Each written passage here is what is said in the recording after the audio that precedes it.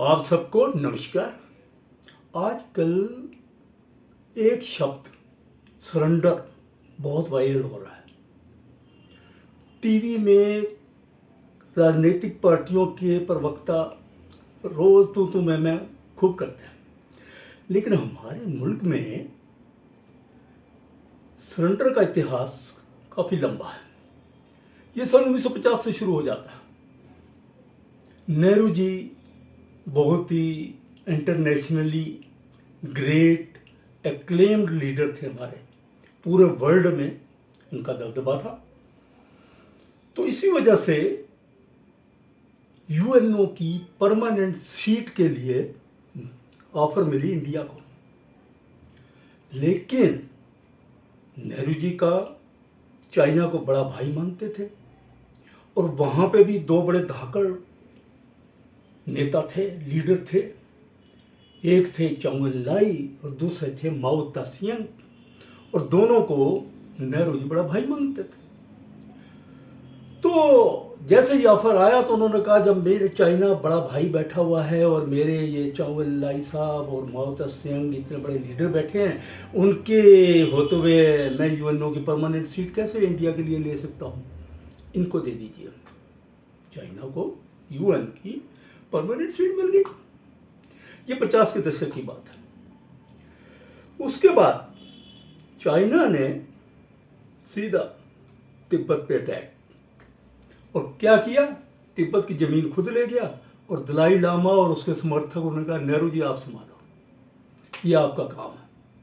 मेरा काम था जमीन लेना, इनकी संपदा लेना, इनके खनिज पदार्थ लेना, जो कुछ था वो मैंने ले लिया, बाकी आप संभालो। अब दलाई लामा वैसे भी धार्मिक थे, धार्मिक गुरु थे, उनकी भी अपनी रेपुटेशन थी और ठंड वाले मुल्क से आए थे। तो नेहरू जी ने कहा, देख लो, कोई हिमाचल में चले जाओ, जो भी सिटी आपको पसंद आती है, धर्मशाला उनको पसंद आई, जाओ कि आप अपने सपोर्टर के साथ रहिए, रह रहे मजे कर। ये उसके बाद 1962 में चाइना तो पूरी तैयारी के साथ आ गया। नेहरू जी को तो ख्वाबो ख्याल में इंडिया को तो ख्वाबो ख्याल में थे। राजेंद्र प्रसाद जी प्रेसिडेंट थे, राधा कृष्णन जी वाइस प्रेसिडेंट थे, सब शांति दूत थे। पंचशील का प्रोग्राम लेकर नेहरू जी चलते थे, तो उनको तो लड़ाई ख्वाबो ख्याल में नहीं सोची थी। चाइना पूरी तैयारी के साथ उन्होंने अटैक कर दिया।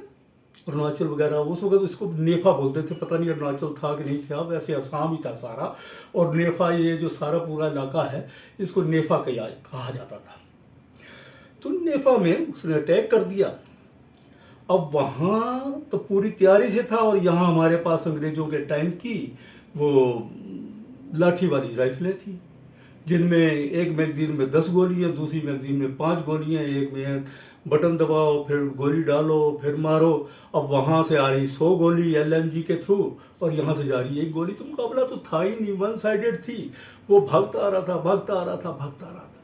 लेकिन नेहरू जी की काबिलियत और उनका इंटरनेशनल रॉब, खैर किसी तरीके से हल्ला मचा के उन्होंने सीज फायर करवा दिया कि भैया हमारे बर्दाश्त नहीं, अब चाइना को रोक लिया। और चाइना के भी हाथ पैर जोड़े कि भाई साहब हमारा मुकाबला नहीं है, हमारे पास कुछ नहीं है, आप रुक जाओ वहीं पे। चाइना ने कहा, मैं जहाँ रुका हूँ वहाँ से वापस नहीं जाऊँगा 1 इंच भी। साहब जो भी आप कहोगे वही सत वचन, बिल्कुल नहीं जानी है आप, आपकी बात हमने पूरी तरह से मान ली। वो चाइना अभी तक आज तक डटा हुआ है, 1 इंच पीछे नहीं गया भाई साहब। दूसरा 1965 चाइना ने सपोर्ट की, अमेरिका प्रस्त था, पाकिस्तान अमेरिका का भी इंटरेस्ट था। 65 में यहिया खान साहब थे, उनके वो जनरल थे, मिलिट्री रूल था, ओके अटैक करो इंडिया पे। 65 में लड़ाई शुरू हो गई। लेकिन उस वक्त हमारे नेता थे बड़े, उसका लाल बहादुर शास्त्री जी, नेहरू जी जा चुके थे 1964 में। लाल बहादुर शास्त्री जी ने सोमवार का व्रत रखवाया, सब कुछ किया कि सब पूरे देश को एकजुट किया। पूरा देश एकजुट था। युद्ध शुरू हुआ, तैयारी भी हो चुकी थी क्योंकि 62 का लेसन मिल चुका था। पाकिस्तान को हम लाहौर तक घुस गए भाई साहब, लाहौर तक घुस गए। बिल्कुल लाहौर तक घुस गए तो पाकिस्तान ने रोना शुरू कर दिया, अरे ये क्या हुआ। दौड़ते दौड़ते रशिया के पास गए, शास्त्री जी को भी बुलाया, ताशकंद में पहुंचे। समझौते में क्या हुआ कि लाहौर से आप वापस जाइए, ये फरमान वहाँ से हुआ, पे साइन करने पड़े। उसके बाद क्या घटना हुई शास्त्री जी के साथ, कैसे क्या हुआ, वो अभी तक सस्पेंस है, कुछ ढंग से कुछ पता नहीं लगा।